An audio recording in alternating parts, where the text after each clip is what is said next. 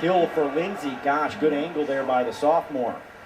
And it's hard for Pittsburgh to play defense against her because she's a left-hander playing on the outside. That's very, very rare to see, and so it's hard to play defense against that. Jezorowski on the serve. Right at the net for Zitsky, and going for the attack was Yazel, and off the block it hits the antenna for the Pittsburgh point. It's good for Yazel to swing high. It was a smart idea, definitely playing against Danny Carlson. She's about 6'3.5", so swinging high off her hands allows her to get kills. Served by Jacobson. Overstein goes for Mertens, and it's just unstoppable right now. Yeah.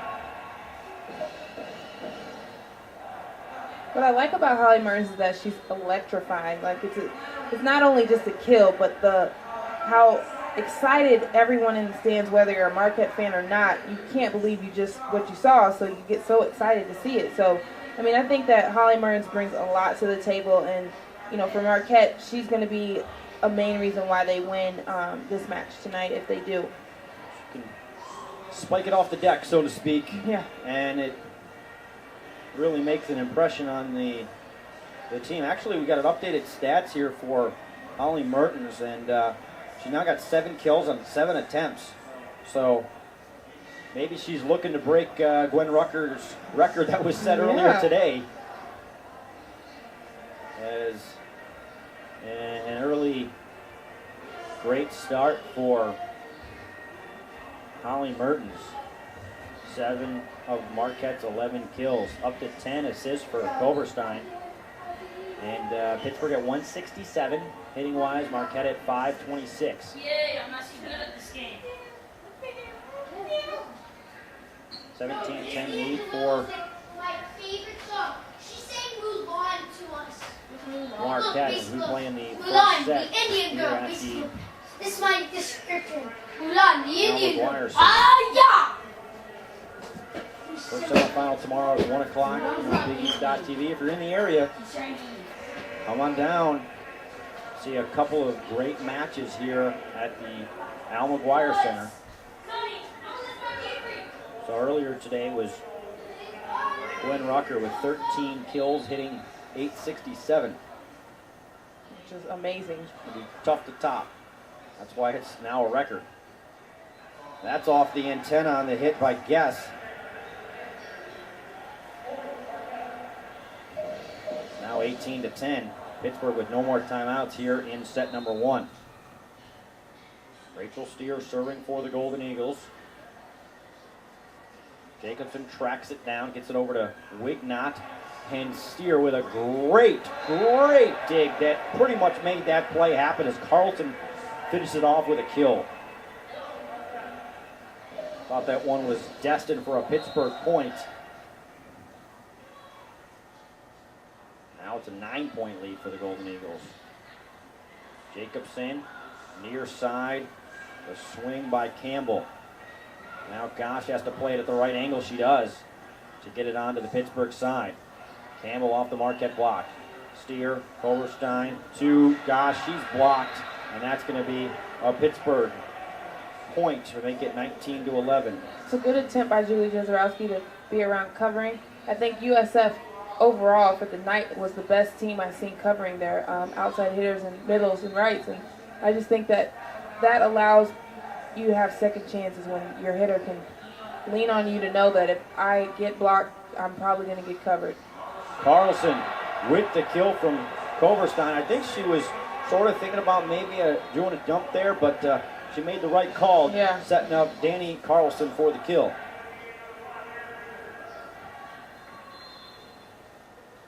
Nine-point lead once again for Marquette. Here's Lindsay Gosh. Always fun to watch her serve. As Jacobson sets it up over to Guess. That one's going to be a kill for Guess as it goes flying out of bounds, 20-12. Wignott now ready to serve for No!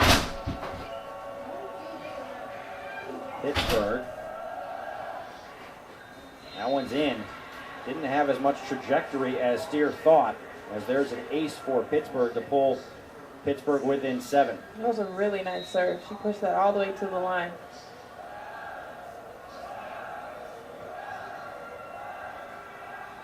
That one goes into net. Marquette gets the point right back to make it 21-13.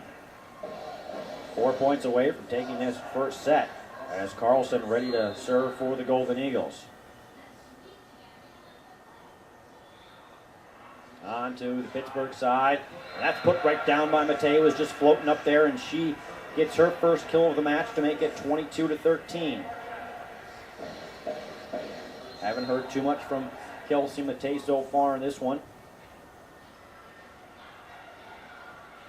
That one onto the Marquette side.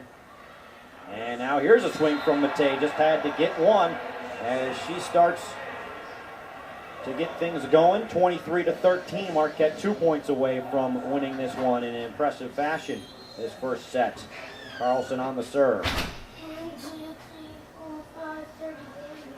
Far side of the floor. Through the block over to Steer. Overstein to Lehman. Wynn plays it to the near side. Returned by Guest. Steer over to Koverstein. Here's Gosh from the back. Pittsburgh players almost run into each other, but Wynn's able to return it with a fairly strong hit. Overstein. This one going to be Gosh again. That one's going to be a big-time kill for Lindsey Gosh from the back.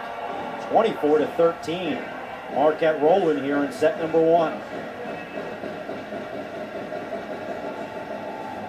Fans coming to their feet here at the Al McGuire Center.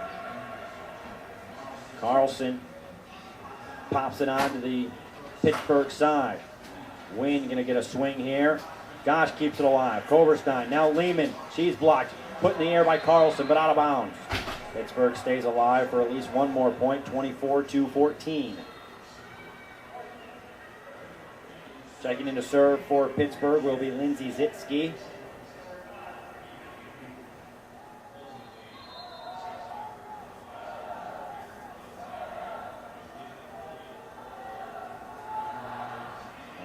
It's out. Marquette takes the first set 25-14, as they didn't have to even touch the ball on that last play, and Pittsburgh's got to be thinking this is going to be a tough one to overcome, playing against the host team who is working their way towards possibly an NCAA tournament bid.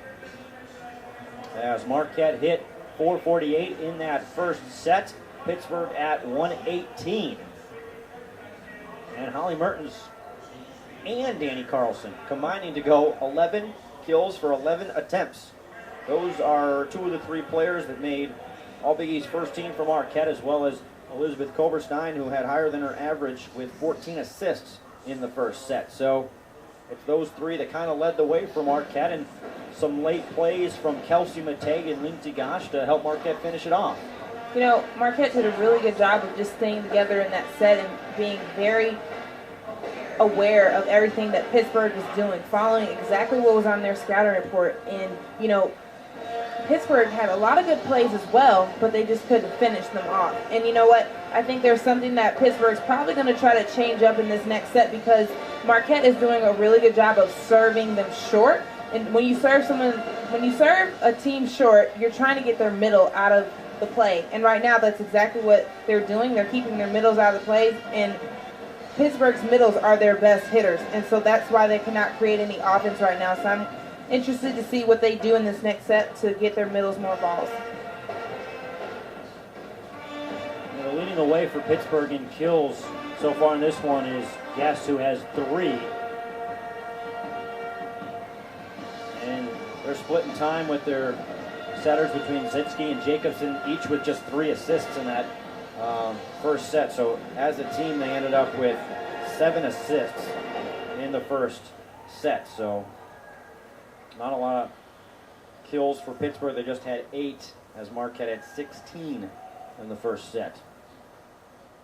Marquette with 1.5 team blocks, and Pittsburgh had 2 in that first set.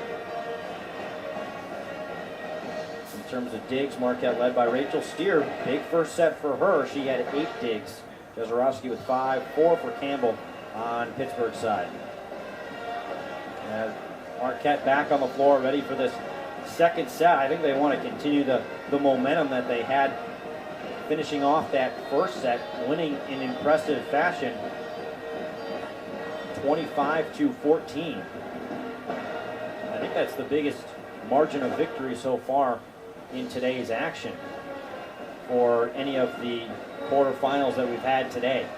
As we're into the final match of the day between Marquette and Pittsburgh. Marquette looking to set a school record for wins if they pick up a victory today, and Pittsburgh trying to upset Marquette here in the quarterfinals. You should definitely expect Pittsburgh to come out with more fire and more intensity in this next set, knowing that they kind of know exactly what Marquette's going to do now. I would expect them to come with more fight this next set.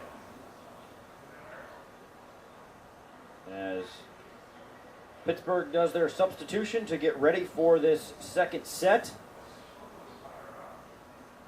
And Marquette will have the first serve. It'll be Koberstein to start us off on the serve in set number 2. Starts with a service error, and Pittsburgh takes the early lead. Pittsburgh did not lead at all in the first set as Marquette scored the first 4 points.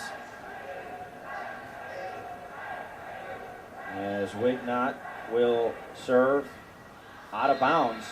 Actually, it's in.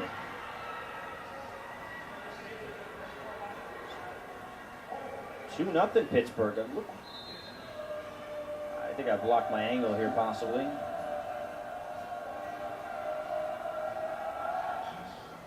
Jezorowski first hits, and it is an easy drop down for Pittsburgh to make it 3-0. So Pittsburgh answering Marquette in this second set. Which is expected. I mean, no one comes to the Big East tournament wanting to get knocked out early, and so I know that that Pittsburgh is definitely going to come with some fire and definitely test Marquette and make them earn their points. Near side win, strong hit off the face of Koberstein, and now it's 4-0. So Pittsburgh has flipped the script, as what Marquette was able to do against Pittsburgh in the first set was go up 4-0 and almost ride that the rest of the way and stretch out the lead to in the middle portion of that first set.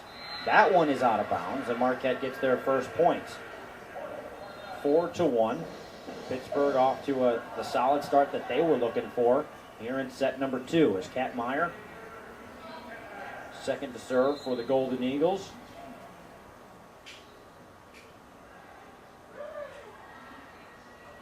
In the middle, there's a kill for Jasmine Dietrich, and that'll make it 5-1 Pittsburgh.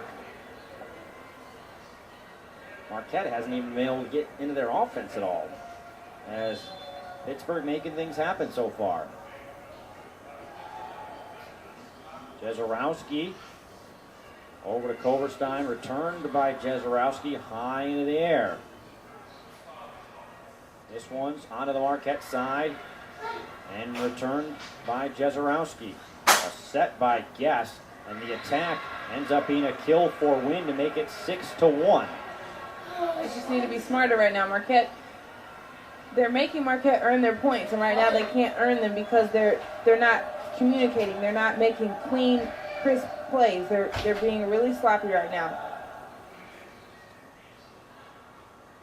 Gosh will get an attack here onto the Pittsburgh side. Yes, to win, and it goes off of the Marquette block and out of bounds. 7-1 Pittsburgh, as Pittsburgh doing exactly what they needed to do in this second set, as their serves are kind of giving Marquette some issues right now. Marquette not getting good passes off. There's a better one as Koberstein gets it over to Mertens, and Mertens blocked. Haven't seen that in a while, as Gosh will put it onto the Pittsburgh side, and that one to Katmeyer, Koberstein to Gosh, back onto the Pittsburgh side. Popped in the air by Koberstein. Matei, here's Gosh. She at a decent angle as she comes up with the kill. to make it 7-2. Pittsburgh is playing very well right now. They don't have that many errors, and they don't want to go home, and they want to also do an upset how USF did. Overstein with the first hit. Carlson with the set for Mertens. Tracking it down is Guess.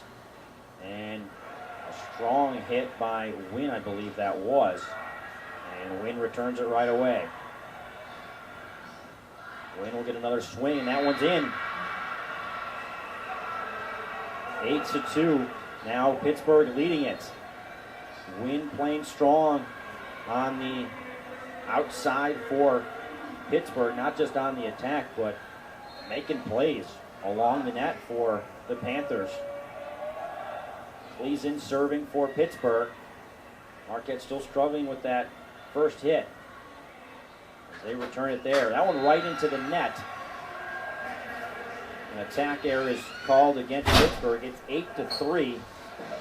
Pittsburgh with a 5-point advantage.